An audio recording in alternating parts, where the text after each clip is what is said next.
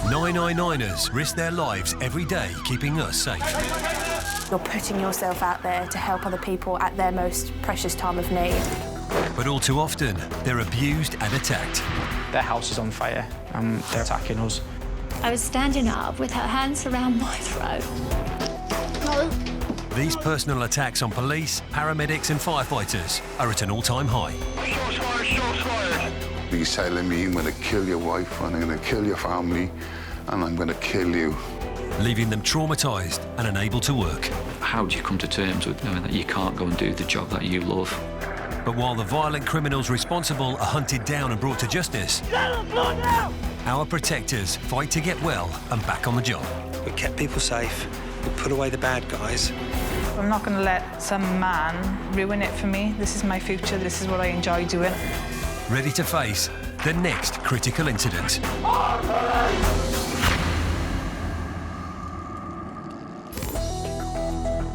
Coming up, police in Kent are threatened by an offender with a knife. Excuse me, you didn't even leave a doctor. No, don't touch that knife! That was when the male turned to me with the knife. And I kind of thought, oh, I think I'm next. But the suspect makes a desperate bid to escape the law. Oh, knife! We need to deal with this. We can't let this male get away no matter what happens. We have got to apprehend him.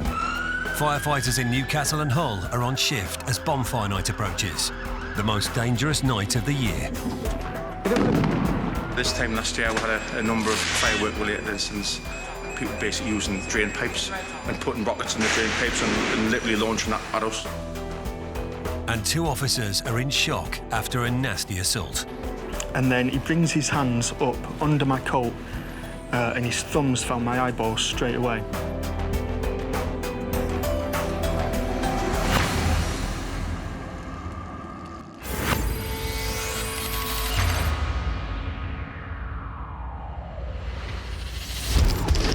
Like every force across the UK, Kent police have experienced a surge of attacks on their officers. Last year, there were 1,234 attacks on Kent police officers, the equivalent of nearly 24 per week. PC Jed Clark has been a serving officer for less than 2 years, but he already has first-hand experience of criminals attacking the police. On a few occasions, I have been involved in assaults against myself and colleagues, but unfortunately at the moment, with the rate of crime and violent crime especially, it's a pattern that we are seeing more and more, unfortunately. And one incident from March 2020 stands out in Jed's mind.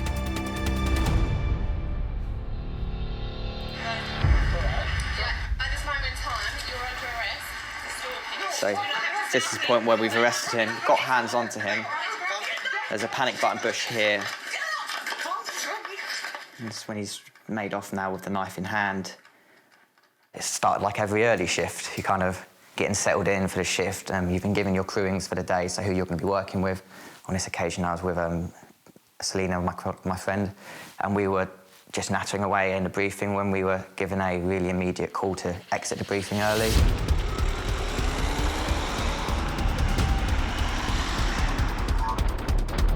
And the call that we received was that there was a female and a male arguing on the street. It was just outside the town centre of Ashford, along one of the main roads. It is the very definition of a public place. There's all walks of life, there's commuters, there's children, there's people going early morning shopping, there's people going for walks. Our main priority straight away is public safety. At this stage, again, we don't know exactly what's gone on.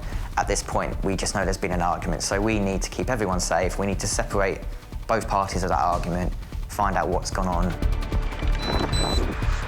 Has he done anything? So we arrived on scene to be greeted by a member of the public who stated that there was a male being arguing with a female. He pointed out the male to me. He's probably around about 30 metres ahead of me at this point. Instinctively, went to get his attention to call him over. We had to sort of jog after him a little bit because he wasn't stopping. We need to be careful on how he reacts to us. Yeah, mate. Do you want to stop there for me? Stop there for me. I started engaging with him.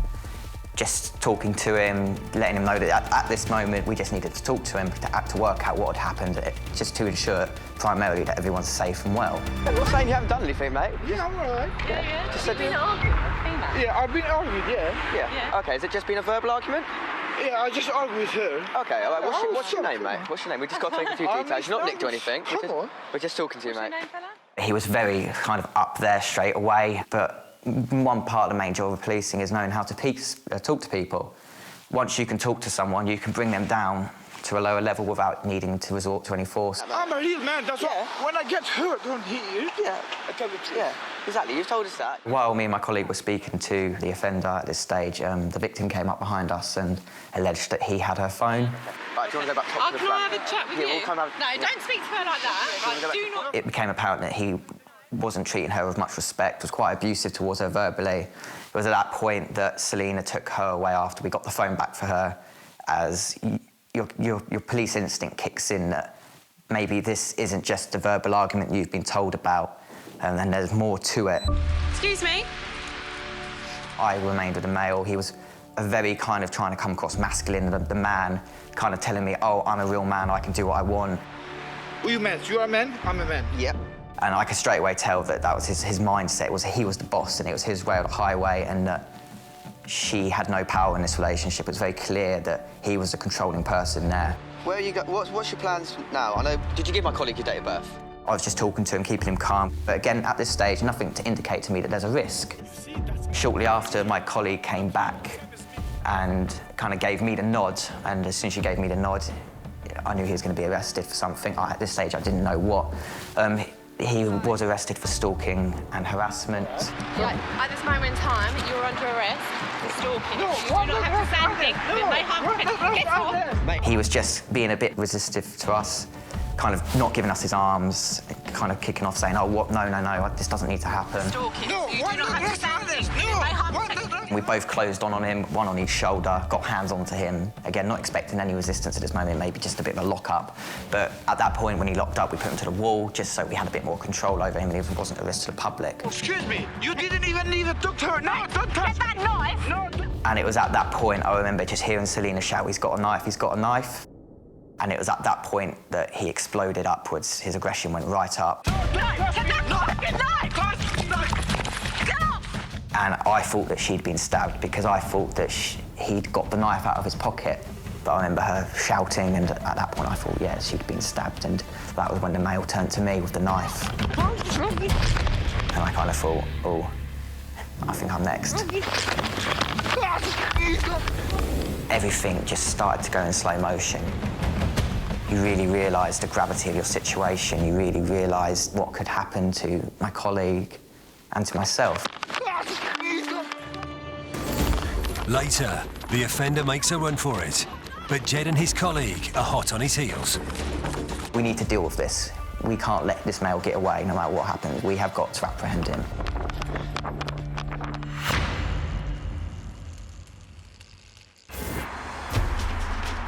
Criminals are increasingly using cars as weapons. This footage from 2019 shows the terrifying moment a man runs over a police officer in a hijacked police vehicle. West Midlands police officers are attending reports of a stolen car.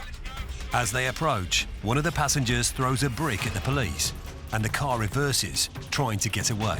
Go, get out, get out. Officers with tasers arrive and the passenger is arrested and handcuffed. But the driver still thinks he can get away. Stop being stupid. Do not move.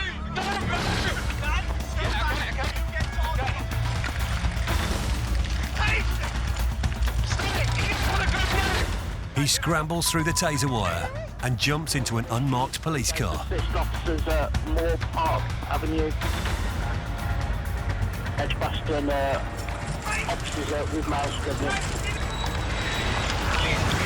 Despite being surrounded by several officers, he begins to reverse, with no care for PC Gareth Phillips, who falls and is hit by the car.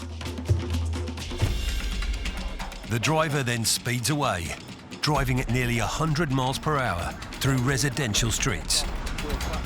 The offender abandons the car and attempts to escape on foot. Yankee Mike from Romeo Charlie Oscar 24. He angered the vehicle and he's Ladypool Road, he's gone into a shop. He is eventually tracked down and arrested by armed police.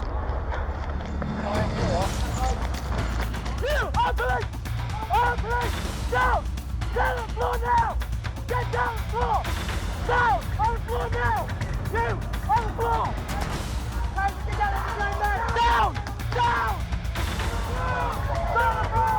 Down the floor!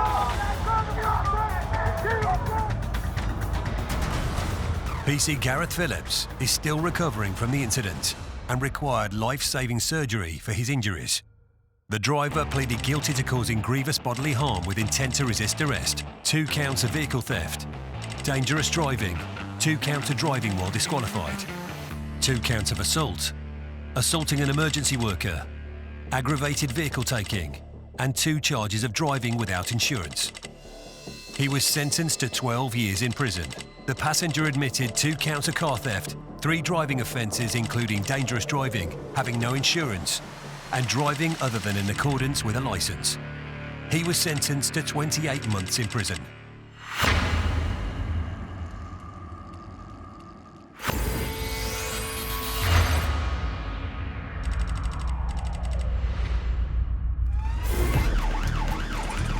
It's the week leading up to Bonfire Night, and all over the UK, fire services prepare for one of the busiest nights of the year. In Newcastle, crew manager Scott Wilson and his team are starting their night shift. This is the worst time of the year for attacks on firefighters. I've had a bicycle thrown off the target response vehicle. I've had bottles, we've had bricks. Fireworks on Bonfire Night we've had thrown at us. Actually had dirty nappies thrown at with, believe it or not. This time last year we had a number of firework-related incidents. People basically using drain pipes and putting rockets in the drain pipes and literally launching that at us, directly aiming to hit us. It's quite daunting.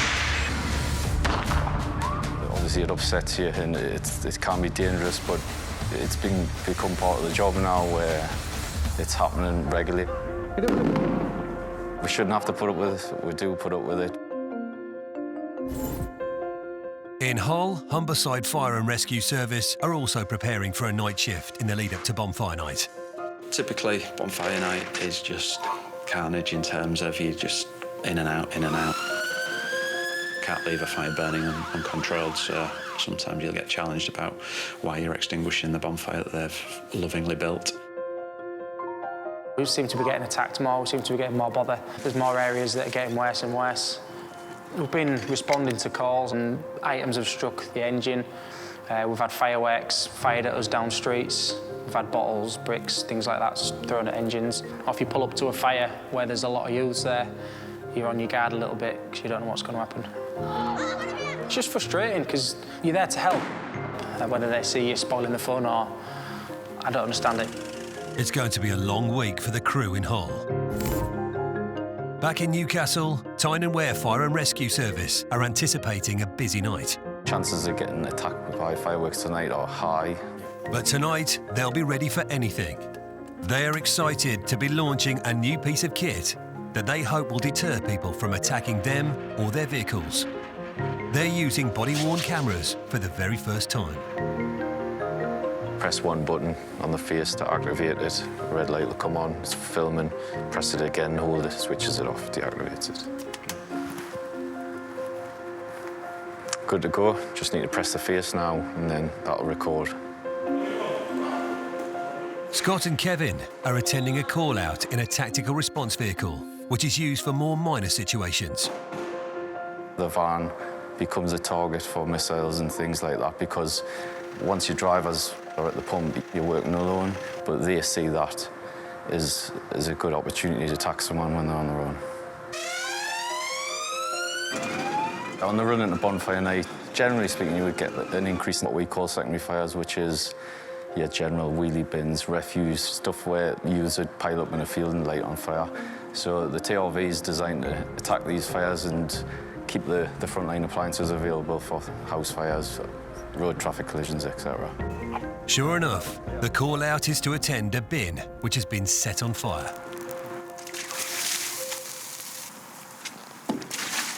And that is that. 2 buckets is enough.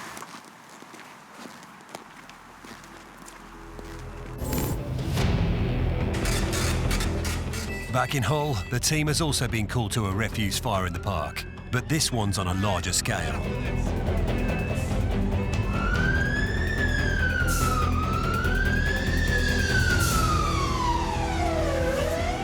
Good size, isn't it?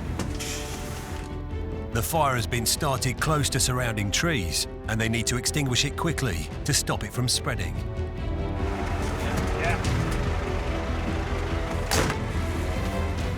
The crew can see the blaze as they pull up at the scene and quickly get the pumps into action. We get a lot of these when it's coming up to Bonfire night, just take a wheelie bin from someone's house to set fire to it. Middle of nowhere like this, really. Get quite a few of these.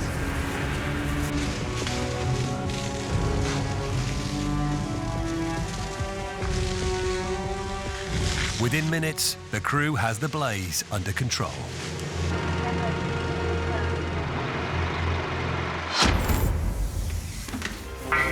Later, we catch up with our fire and rescue teams as one of their most challenging weeks is made even more difficult by a complex rescue. We'll have you out as soon as we can, all right? Just stay calm.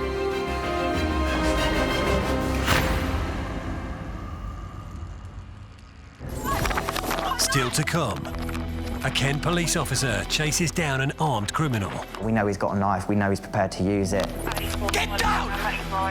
And an erratic driver launches an attack on 2 police officers.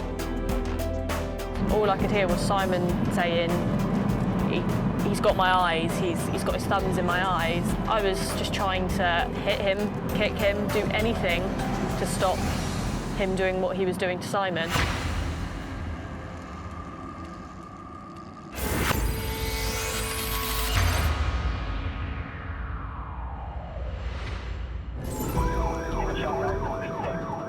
Merseyside police officers know the job they do is a dangerous one. Last year, the force recorded over 600 assaults on officers. But in 2015, the close-knit force suffered a devastating loss when one of their colleagues was killed on duty. One day in particular that will stick with me for the rest of my life is the loss of one of our colleagues on duty. PC David Phillips was killed on the 5th of October when a thief rammed into him in a stolen vehicle.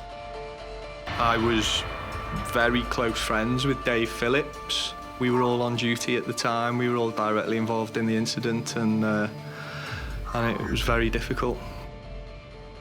He was a close colleague, a friend, and it ripped apart the team. It ripped apart the lives of all those involved.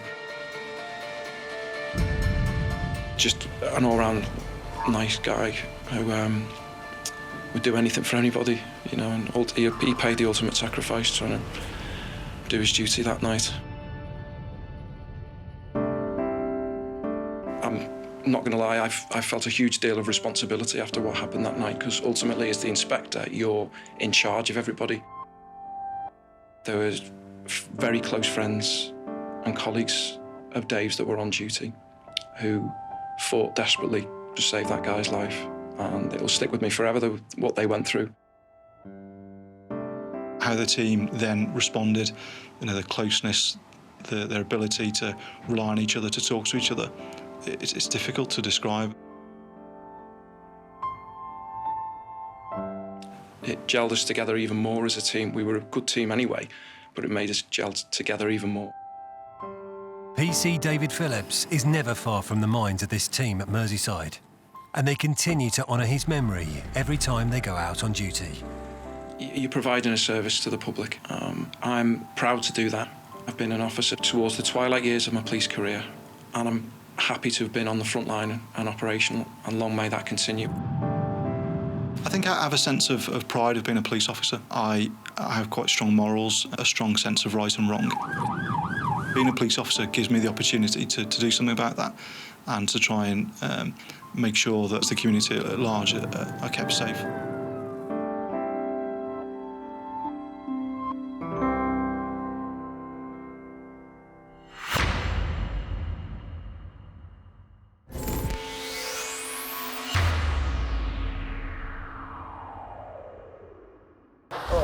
At this moment in time, you're under arrest. In Kent, PC Jed Clark and his colleague have been called to a report of a disturbance on a busy street. As they attempt to apprehend the suspect, he resists arrest and produces a knife. No, don't touch! Get that knife! No, get that... We know he's got a knife, we know he's prepared to use it. This is 7:30 in the morning, we've got school kids, we've got a bus across the road that's just picked up school children. I went to try and kick him, just to try and hit him to the floor. And I remember kicking and he moved away and I followed around with a kick, and it was at this point that he made a run for it. We need to deal with this. We can't let this male get away no matter what happens. We have got to apprehend him. Where's the knife? I gave chase, I shouted to my colleague asking where the knife was. Did he still have it on him? Was it in his hand? Because I couldn't see it at this point. He cut across a car park. Once he reached the car park, I knew that he was going into a new build estate that had no out roads. So he was essentially running into a cul-de-sac, into a dead end. I remember walking around the corner, seeing the male turn towards me, and he looked at me, and he had the knife in his hand, and I think I was probably around about 20 metres, 15 metres away. And I remember looking at him and him holding this knife, and I thought he was just about to throw it at me, just to chuck it at me, to try and get me to back away, because it was so clear that he did not want to be caught. If he throws it, there's a chance it's going to hit here, there's a chance it could hit here, hit anywhere. So that was really heart-stopping. Man has lost the knife. He turned back round and he threw the knife onto the roof. I know that the knife's gone. Doesn't mean that he doesn't have another one. It doesn't mean he doesn't have something worse on him. So immediately I knew that this male needed to be put on the floor. We needed to control him. Get down now! Get down now!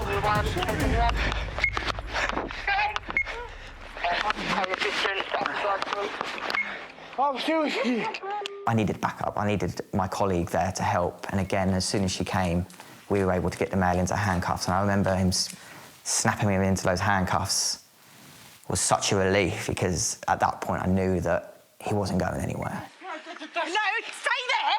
Stay down on the floor. Get your other hand behind your back. Stay with. Well, do you something? Right, shut up! I'm not shut up! Right. Do you understand you're under arrest for stalking? Right. Possession of offensive weapon. Right, you didn't think about how you carried on. Although both officers were badly shaken, neither of them sustained any injury. Following the arrest, I remember the radio squawking. You heard the sirens coming, and it was a massive relief knowing that you had units close by that were going to be able to assist. The offender was convicted of 2 counts of assaulting an emergency worker, a malicious communications offence, 1 charge of common assault, and another charge of possessing a bladed article. He was sentenced to 1 year and 8 months in prison. Nice, it was... With the offender safely detained, a search begins for the knife. There, just there, mate. Get your gloves on. 7-2, knife located. The knife itself was a steak knife. It was quite sharp, serrated. It was about 5 inches long. The scariest part of it was how concealable it was. And if it hadn't been for Selena's reactions, we could have been dealing with something so much worse, because if that knife had come out of his pocket, we would have been in a lot of trouble.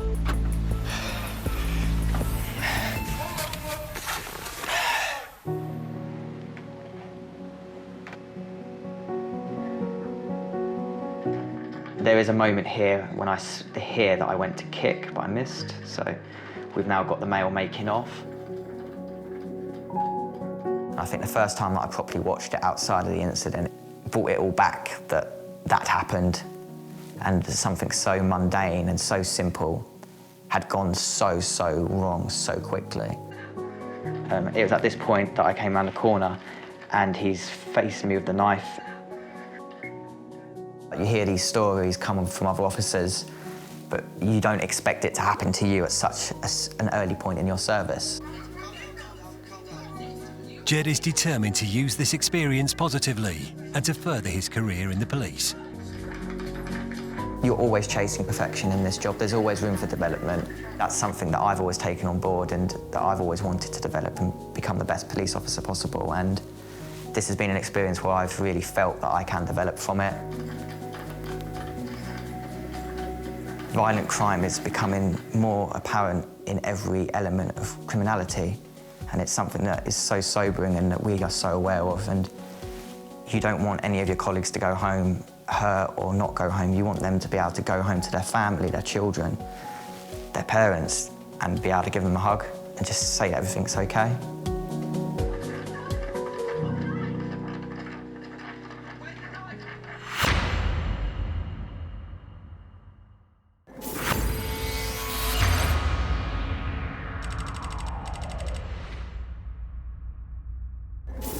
We've been following 2 fire crews in the week leading up to Bonfire Night, a period where attacks on fire crews are at their peak. It really is varied. It can be really quiet all of a sudden. It can just be really busy. First and foremost, we've got to get fires put out, but we've got to make sure that we keep a safe distance if there's a number of kids that, throwing rockets and fireworks at us. In a response to a massive increase in attacks on firefighters across the UK, Tyne & Wear Fire and Rescue Service have begun rolling out body-worn cameras. You do your risk assessment, you weigh it up whether it's safe to approach, you take it incident by incident.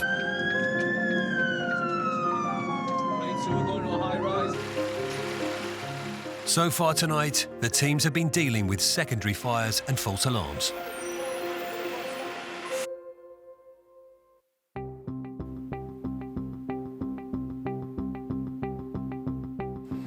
In Hull, the team are woken up by another call-out, but it's not a fire at all. A female has a stainless steel ring stool on her finger. So she's had a ring stuck on her finger. They've called us. And what we have to do, what's the ring made out of? Meanwhile, in Newcastle, the team also receives a call that's not a fire, though this one is a bit more serious. They've been called to a block of residential flats where 3 people are trapped in a lift. Well, one of you grab the first aid kit, the other grab the lift keys. Try me on.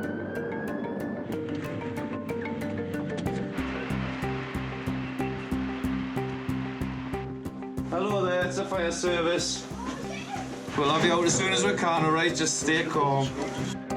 The 3 individuals have already been stuck in the lift for a couple of hours.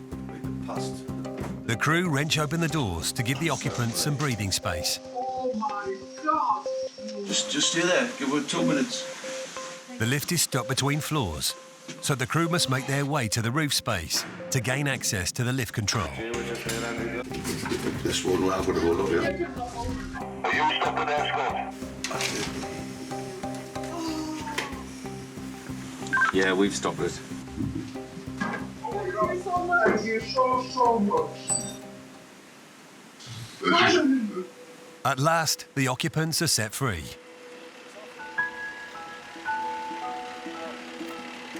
It's been a busy night for the crews. They've been extinguishing fires and carrying out rescues. Fortunately, there haven't been any assaults on the crews or their vehicles. And no reason to switch on their new body-worn cameras. So it was fairly busy, but nothing too serious has went on. I think the weather sort of helped out in the end with the rain coming in. It's end of our shift now. Fairly quiet night, really, not too bad. So be home soon, not a bad one.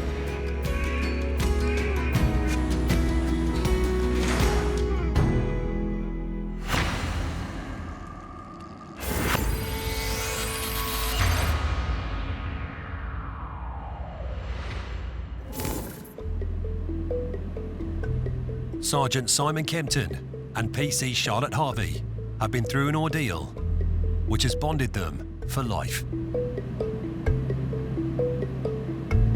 It can't have been 10, 12 yards from here that he did just pull his car up, half in the carriageway, half on the verge.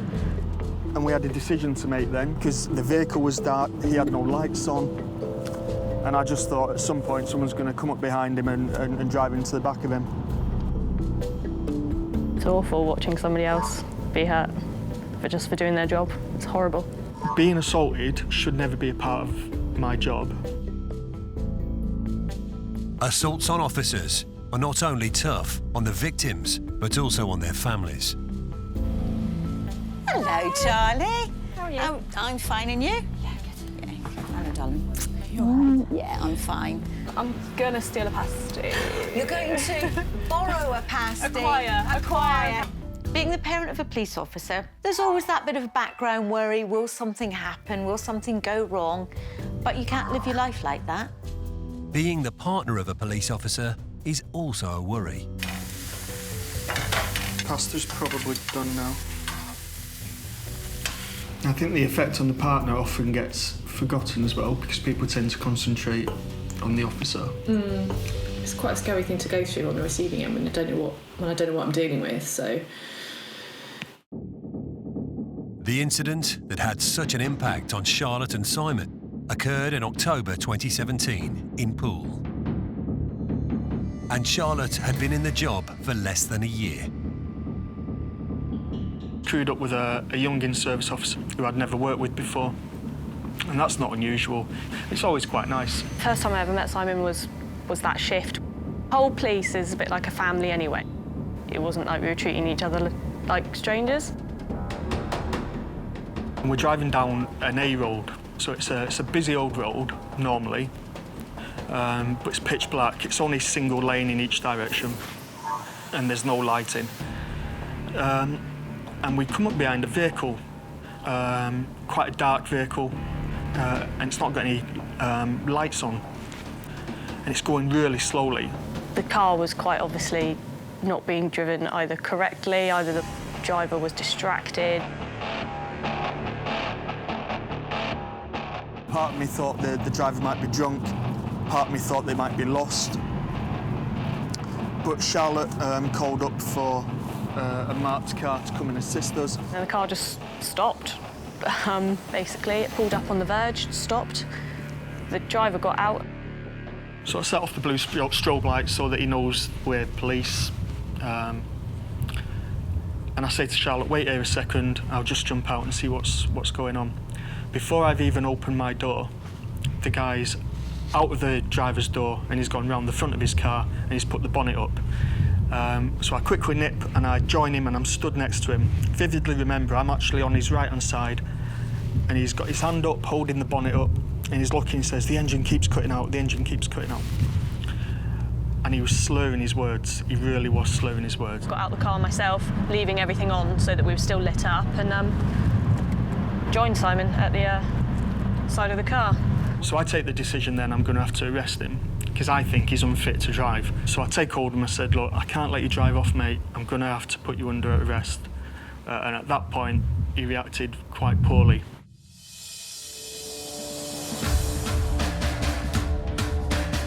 He quickly became violent, attacking both officers at once. It's a real blur, and I can remember certain bits, flashes. Both of us were dragged to the floor at points. We dragged him to the floor. He got up, he was putting in punches, elbows.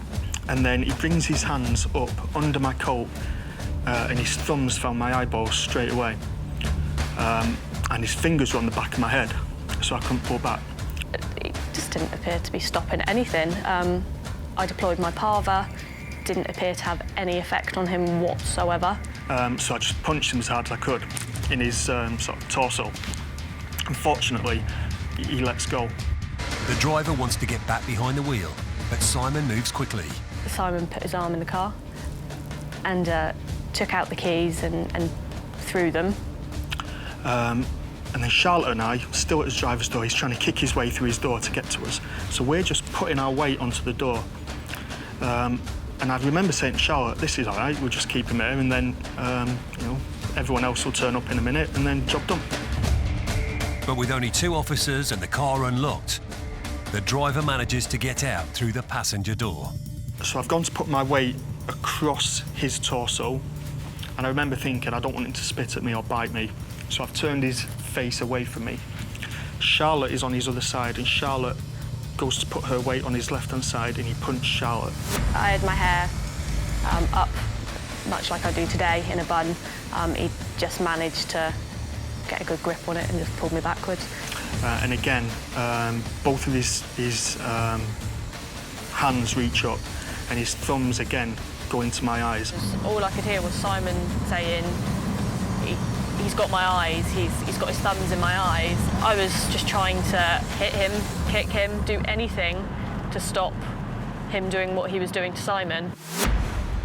Charlotte's tactics work, and she manages to force the assailant to release Simon, but they immediately face another danger as the man runs into the road in the line of oncoming traffic. So Charlotte and I run into the road, push him out the way of the car, and we manage to, I mean, in my mind's eye, when I think back, it's a split second before the car passes us. So then he punches me again and then runs into the road a second time. The second time he ran into the road, I remember thinking, oh God, now what? Like, is he going to get hit? Are we going to get hit? All I remember thinking is that the only line of defence I've got left is my baton. I'd never used it before. I've never used it since. And I remember thinking that car's going really, really quick. I'm not going to get there in time. And just as I was thinking, we're both going to get hit by this car, it just screams to a halt. I didn't realise that it was a police car. Simon and Charlotte's backup had arrived. And then the door opened and a really authoritative, commanding voice shouted, "Taser, taser, get on the floor." To the point it was so commanding and authoritative, I nearly went, "Oops, no, him, right, okay." And the guy, brilliantly, just went, stopped, and he sort of lay on the floor. The incident was over almost as quickly as it began. Once he was on the floor and got cuffs on him, I think I just sat there for a second, just trying to get my breath back, and then loads of other units started to arrive from almost out of nowhere. So I was very happy for people to be there. I had bruising on my torso, my ribs, from where the guy kicked me, some bruising around my face, and particularly around my eyes, where he gouged my eyes. Simon then made a phone call to his partner, Alex, who he had only been seeing for a year at the time. It was quite a weird experience to get that call because all of a sudden it was your mind flips because you suddenly think, you're trying to picture what's happened and trying to understand it from previous experience, but I've never had that before. I just didn't even cross my mind about the sorts of things he could be stepping into because it's not something we'd really talked about. So it wasn't really until he called me to say that he was in hospital because of something that happened that I really had any understanding of what that feels like. Charlotte also called her mother after the incident. It was definitely quite flippant. Oh, no, it was just something that happened at work. Yeah, no, we're fine, you know, I got punched in the face and my hair pulled and, you know, that once the incident was resolved, you know, we went to the A&E and we were told as much as, you know, she wanted to tell us. I suppose for her, if she wasn't making it a big deal, then we weren't going to make it a big deal.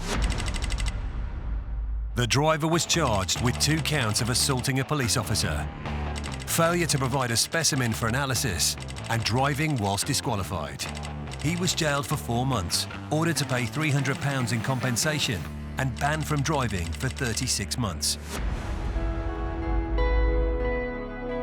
If it was to ever happen again, I'd be quite happy to have Simon by my side.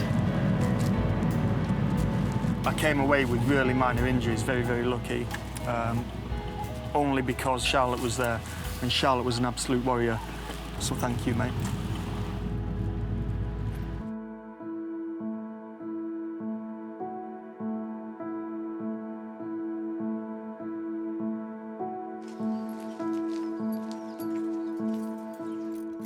Since the incident, Charlotte is more conscious of taking care of herself and taking time out.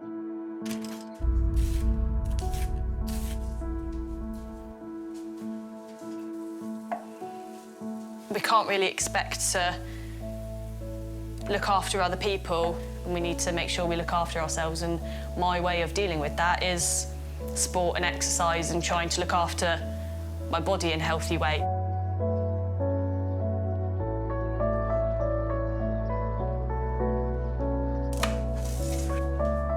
Charlotte's mum is also a huge support to her. I haven't seen this album before. I've seen like all of our albums, but I've not seen this one. haven't you? Do you remember when you wanted to become a police officer? Not close, no. But you remember always saying you wanted to be one? Yeah. Very compassionate, considerate, but she does like to be in charge, so it didn't surprise me when she wanted to be a police officer. It's so beautiful. For Simon, the incident has given his partner, Alex, insight into the dangers of his job. You need to think about how it affects you as well. A bit open with you about what sort of work I'm doing, I guess. I probably didn't really have that much of an understanding until that point when that happened. I think it was a bit of a reality check for me, really, I guess. So I would naturally feel quite nervous about you going out on patrol. But I'll get used to it.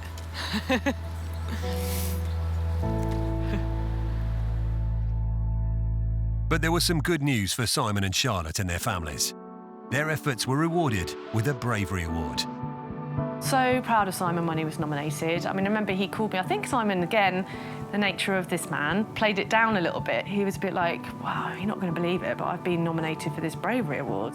I think he deserves a huge amount of recognition. I'm really proud of him. I feel very honoured that I was so young in service and nominated for such a big award.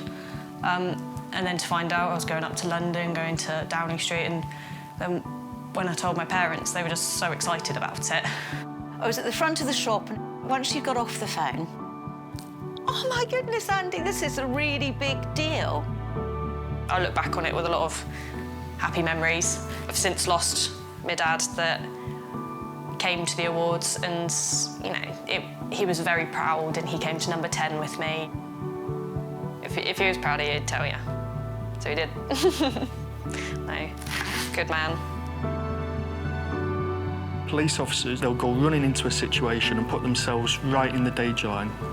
And they need to know that society's got their back. But I just think that the things that we do and other colleagues do and how brave they are, I think it goes to show what type of person a police officer is. I'm very proud to be one.